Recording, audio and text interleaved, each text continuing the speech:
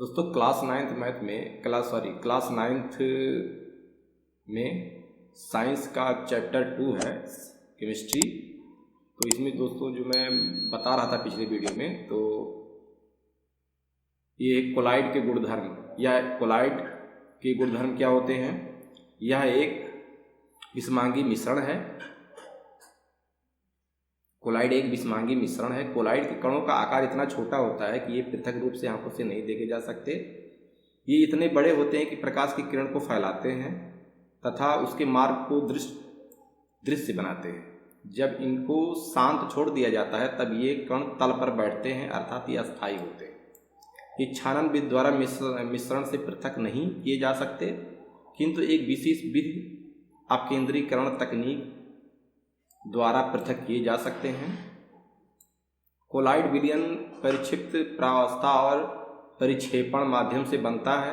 विलेय पदार्थ की तरह का घटक या परिक्षिप्त कण जो कोलाइड रूप में रहता है उसे परिक्षिप्त प्रावस्था डिस्पर्स्ड फेज कहते हैं, तथा वह घटक जिसमें परिक्षिप्त प्रावस्था निलंबन रहता है उसे परिक्षेपण माध्यम डिस्पर्सिंग मीडियम कहते हैं। कोलाइड को परिक्षेपण माध्यम जैसे ठोस, द्रव या गैस की अवस्था और परिक्षिप्त प्रावस्था के अनुसार वर्गीकृत किया जाता है। मिश्रण के घटकों का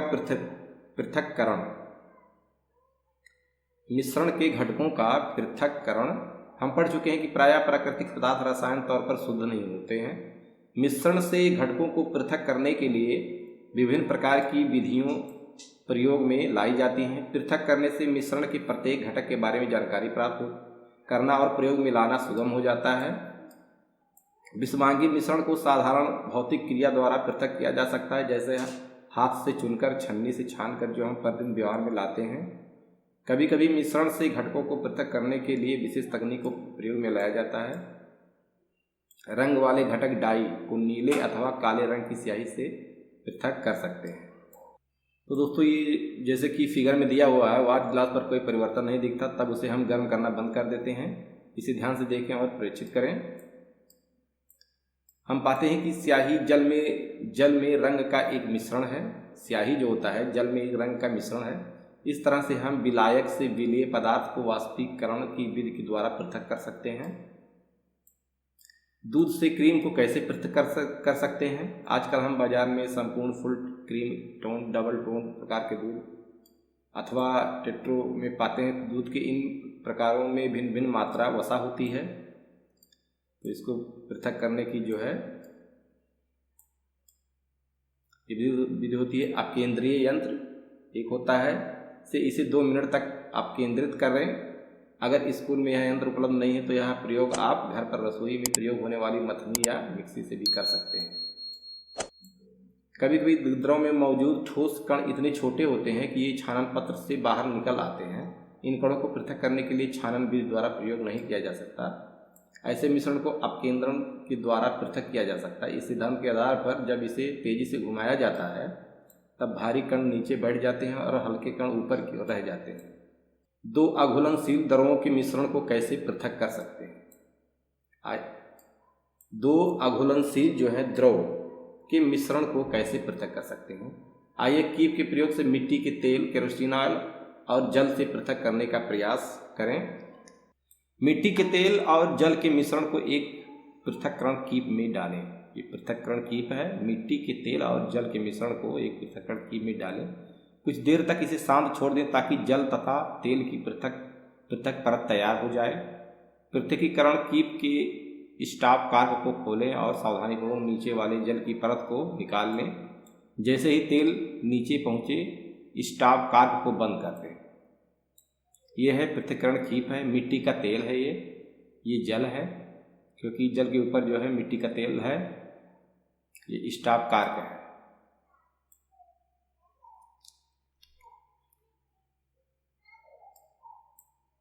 अघुलनशील द्रवों का पृथक्करण यह है। अनुप्रयोग: तेल तथा जल के अघुलनशील मिश्रण को पृथक करने में, धातु शोधन के दौरान लोहे को पृथक करने में इस विधि के द्वारा हल्के स्लैग धातुमल को ऊपर से हटा लिया जाता है तथा भट्ठी की निचली सतह पर पिघला हुआ लोहा शेष रह जाता है। सिद्धांत के अनुसार आपस में नहीं मिलने वाले द्रव अपने घनत्व के अनुसार विभिन्न परतों में पृथक हो जाते हैं। जैसे कि केरोसिन ऑयल जो है वो हल्का होता है घनत्व में जल की अपेक्षा, इसलिए ऊपर रहता है उसका परत। नमक तथा अमोनियम क्लोराइड के मिश्रण को कैसे पृथक कर सकते हैं? पिछले अध्याय में हमने पढ़ा कि अमोनियम क्लोराइड को गर्म करने पर वह ठोस अवस्था से सीधे गैस अवस्था में परिवर्तित हो जाता है। इस प्रकार उन मिश्रणों जिनमें ऊर्ध्वपातित हो सकने वाले अवयव हों को ऊर्ध्वपातित न होने योग्य अशुद्धियां इस प्रकरण में नमक से पृथक करने के लिए ऊर्ध्वपातन सब्लिमेशन की प्रक्रिया का उपयोग करते हैं। अमोनियम क्लोराइड जो है कपूर, नेप्थलीन और एंथ्रासीन इत्यादि ऊर्ध्वपातित होने योग्य ठोस पदार्थों के कुछ उदाहरण हैं। ये रुई का प्लग है, उल्टी रखी कीप है, अमोनियम क्लोराइड की वाष्प है, ये ठोसीकृत अमोनियम क्लोराइड है। अब अमोनियम क्लोराइड तथा नमक का मिश्रण यहाँ पे है, चीनी मिट्टी का प्याली। ऊर्ध्वपातन की प्रक्रिया द्वारा अमोनियम क्लोराइड नमक का पृथक्करण है ये। क्या काली स्याही में डाई एक ही रंग है? क्या काली स्याही में डाई एक ही रंग है? छानन पत्र की एक पतली परत लें, इसके नीचे किनारे से 3 सेंटीमीटर ऊपर पेंसिल से एक रेखा खींच लें। उस रेखा के बीच में जल में घुलनशील काली स्याही की एक बूंद रखें। इसे सूखने जाकर बीकर या प्रणाली में जल लें। उसमें इस छानन कागज को इस प्रकार रखें कि वह जल की सतह से ठीक ऊपर रहे, जैसा कि चित्र में दिया हुआ है। कांच की छड़ है, कागज की क्लिप है, जार है, छानन पत्र है, स्याही का निशान है, जल है।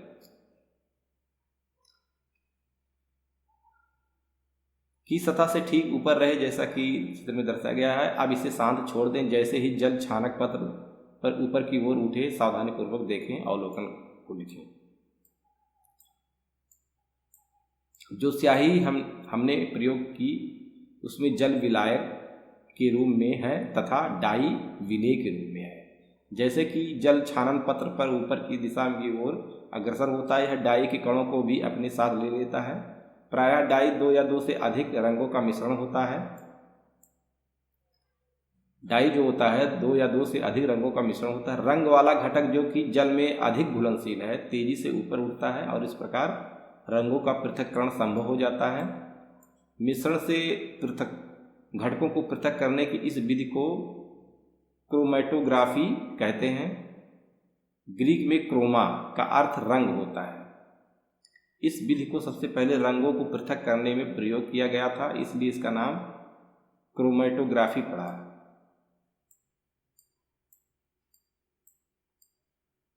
यह एक ऐसी विधि है जिसका प्रयोग उन विलेय पदार्थों को पृथक करने में होता है जो एक ही प्रकार के विलायक में घुले होते हैं।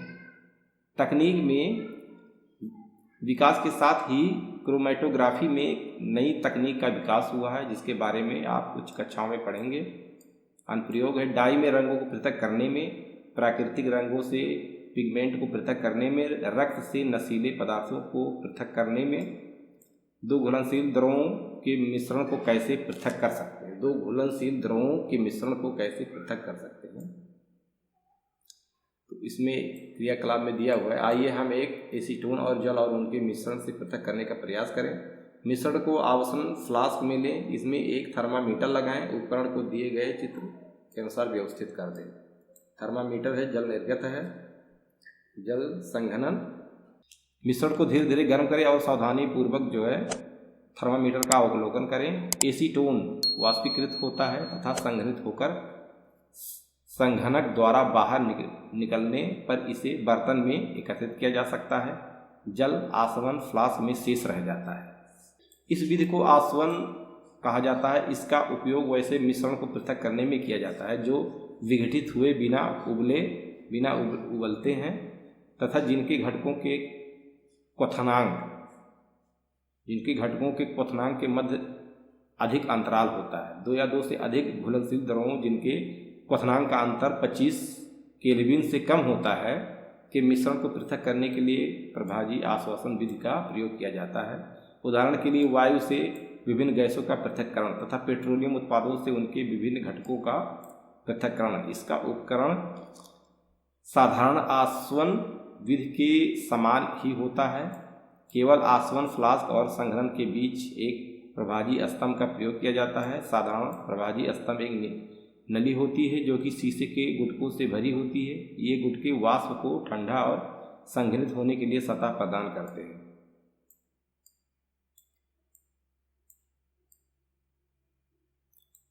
वायु से गैसों को कैसे प्राप्त कर सकते हैं? वायु से गैसों को कैसे प्राप्त कर सकते हैं?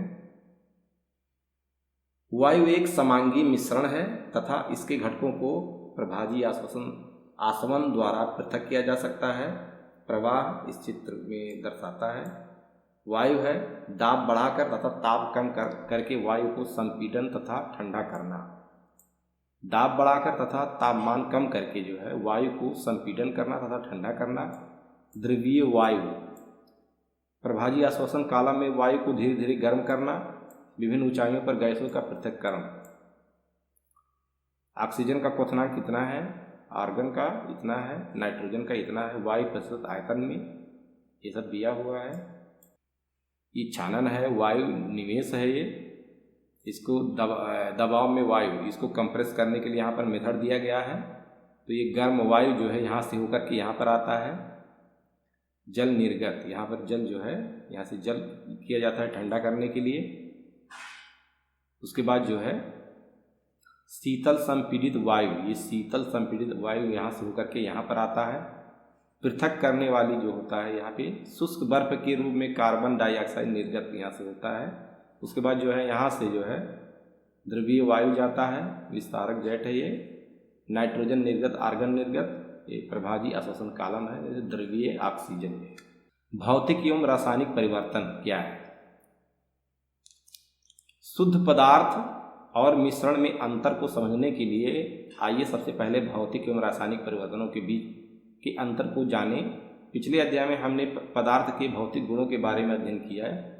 ऐसे गुण जिनका हम अवलोकन एवं वर्णन कर सकते हैं, जैसे कि रंग, कठोरता, दृढ़ता, बहाव, घनत्व, द्रवनांक तथा क्वथनांक इत्यादि को भौतिक गुण कहा जाता है। अवस्थाओं का अंतः रूपांतरण एक भौतिक परिवर्तन है, क्योंकि ये परिवर्तन पदार्थों के संगठन में बिना परिवर्तित किए होते हैं और उनकी रासायनिक प्रकृति में भी कोई परिवर्तन नहीं होता है। यद्यपि बर्फ, जल और वाष्प अलग अलग दिखते हैं और ये भिन्न भौतिक गुणों को दर्शाते हैं, लेकिन ये रासायनिक रूप से समान होते हैं। जल तथा खाना पकाने वाले तेल दोनों द्रव होते हैं, लेकिन इनके रासायनिक गुण धर्म जो होते हैं भिन्न होते हैं। इनकी गंध और ज्वलनशीलता में अंतर है। हम जानते हैं कि तेल हवा में जलता है जबकि जल आग को बुझाता है। तेल का यह रासायनिक गुण जल से इसे अलग करता है। जलना एक रासायनिक परिवर्तन है। जलने की प्रक्रिया में एक पदार्थ दूसरे से क्रिया करके अपने रासायनिक संगठनों में परिवर्तन लाता है। रासायनिक परिवर्तन पदार्थ के रासायनिक गुणधर्मों में परिवर्तन लाता है तथा हम नया पदार्थ पाते हैं। रासायनिक परिवर्तन को रासायनिक प्रक्रिया भी कहा जाता है। मोमबत्ती के जलने की प्रक्रिया में भौतिक एवं रासायनिक दोनों परिवर्तन होते हैं। क्या आप इनकी पहचान कर सकते हैं? शुद्ध पदार्थों के क्या प्रकार हैं? शुद्ध पदार्थों के क्या प्रकार हैं? पदार्थों को उनके रासायनिक संगठनों के आधार पर तत्वों या यौगिकों में वर्गीकृत किया जा सकता है।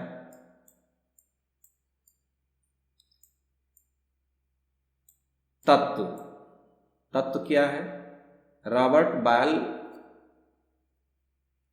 बायल जो है पहले वैज्ञानिक थे जिन्हें सन 1661 में सर्वप्रथम तत्व शब्द का प्रयोग किया। फ्रांस के रसायनज्ञ एंटोनी लॉरेंट लवाइजिए यानी कि इतने से इतना ने सबसे पहले तत्व की परिभाषा को प्रयोग द्वारा प्रतिपादित किया। उनके अनुसार तत्व पदार्थ का वह मूल रूप है जिसे रासायनिक प्रतिक्रिया द्वारा अन्य सरल पदार्थों में विभाजित नहीं किया जा सकता। तत्वों को साधारणतः धातु, अधातु तथा उपधातु में वर्गीकृत किया जा सकता है।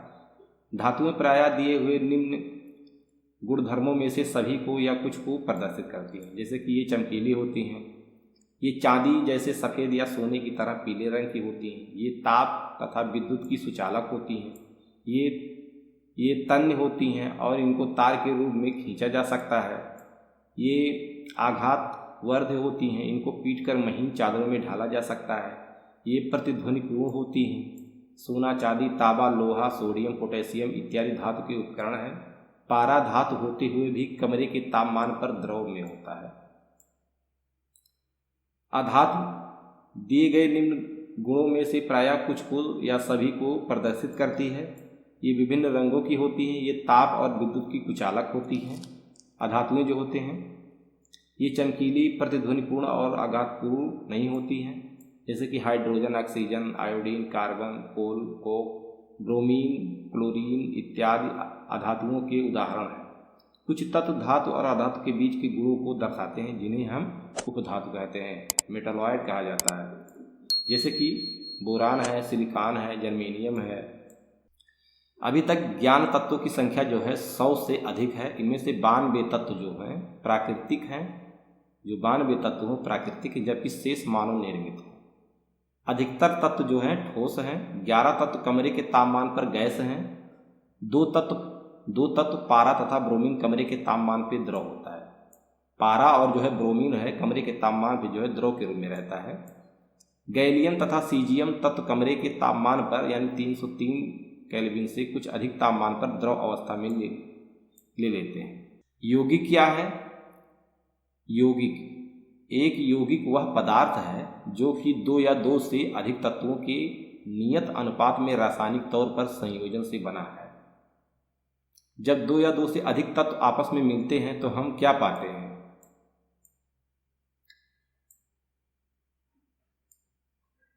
जैसे कि कक्षा को 2 समूह में विभक्त करें। 2 समूहों को 50 ग्राम लोहे का चूर्ण और 3 ग्राम सल्फर, 1 चीनी मिट्टी की प्याली दें। समूह फर्स्ट, लोहे के चूर्ण और सल्फर पाउडर को पीस कर मिलाएं। समूह 2, लोहे के चूर्ण और सल्फर पाउडर को पीस कर मिलाएं। मिश्रण को तीव्र ताप पर लाल होने तक गर्म करें। अब ज्वाला को हटा दें तथा मिश्रण को ठंडा होने दें। समूह फर्स्ट और सेकंड, प्राप्त सामग्री में चुंबकीय गुणों की जांच करें। सामग्री के निकट एक चुंबक को लाएं। जांच करें कि क्या सामग्री चुंबक की ओर आकर्षित होती है।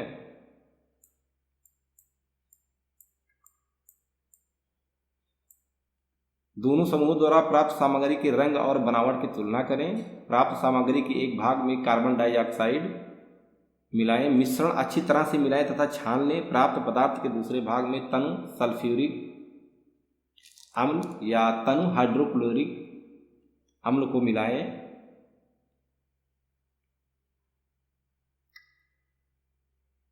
इन क्रियाकलाप के अध्यापक का निर्देश अवश्य है। अब इसमें है समूह फर्स्ट द्वारा प्राप्त गैस हाइड्रोजन है। यह रंगहीन, गंधहीन और ज्वलनशील है। हाइड्रोजन गैस है, यह रंगहीन होता है, गंधहीन होता है और ज्वलनशील है। इसकी ज्वलनशीलता की जांच कक्षा में ना करें। समूह सेकंड दूसरा द्वारा प्राप्त गैस हाइड्रोजन सल्फाइड है। यह रंगहीन गैस है और इसकी गंध सड़े हुए अंडे जैसे है। आपने पाया कि दोनों समूह द्वारा प्राप्त पदार्थ भिन्न गुणों को दर्शाते हैं। यद्यपि प्रारंभ में दिए गए पदार्थ समान थे, समूह फर्स्ट की क्रिया में फलस्वरूप भौतिक परिवर्तन हुआ, जबकि समूह सेकंड की क्रिया में फलस्वरूप पदार्थों के रासायनिक परिवर्तन हुआ। समूह फर्स्ट द्वारा प्राप्त सामग्री 2 पदार्थों का मिश्रण है। दिए गए पदार्थ लोहा तथा सल्फर है।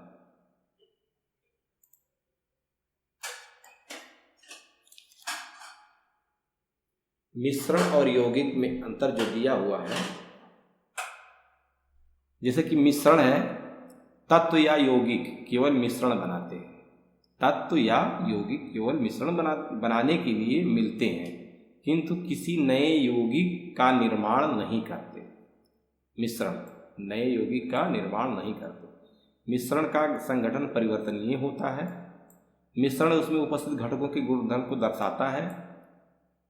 घटकों को भौतिक विधियों द्वारा सुगमता से पृथक किया जा सकता है। जबकि यौगिक क्या है? तत्व क्रिया करके नए यौगिक का निर्माण करते हैं। नए पदार्थ का संगठन सदैव अस्थायी होता है। नए पदार्थ के गुणधर्म पूरी तरह से भिन्न होते हैं।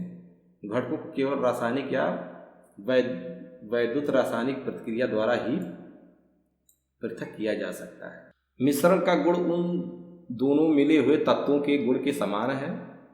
समूह सेकंड द्वारा प्राप्त सामग्री यौगिक है। दोनों तत्वों को तीव्रता से गर्म करने पर हमने यौगिक पाया जिसका गुण मिलते हुए तत्व से पूरी तरह भिन्न है। यौगिक का संगठन पूरे पदार्थ में समान है। हम यह भी देख सकते हैं कि यौगिक की बनावट और रंग भी सभी स्थानों पर समान है। इस प्रकार संक्षेप में हम पदार्थ की भौतिक और रासायनिक प्रकृति को निम्न आरेख द्वारा कर सकते हैं। जैसे पदार्थ है ठोस, द्रव या गैस है। इसमें शुद्ध पदार्थ है, इसमें मिश्रण है, कोई नियत संगठन नहीं है। अब इसमें शुद्ध पदार्थ में तत्व है,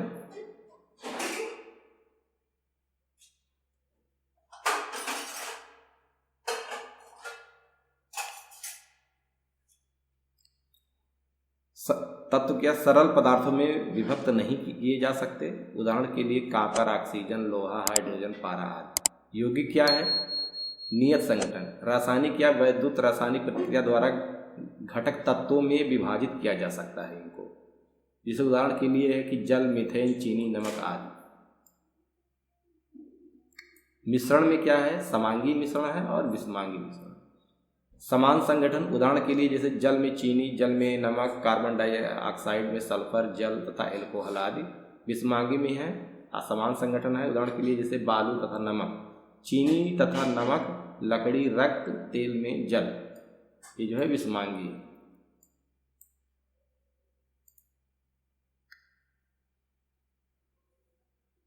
तो दोस्तों आपने क्या सीखा इस अध्याय में? जो है अध्याय 2 में क्या सीखा इसके बारे में है। ये पॉइंट जो है यहाँ से जो है सब दर्शाता है, जितने भी पॉइंट हैं यहाँ पे।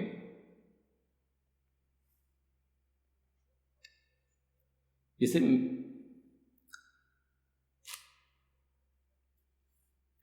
मिश्रण में एक से अधिक पदार्थ, तत्व अथवा यौगिक किसी भी अनुपात में मिले होते हैं।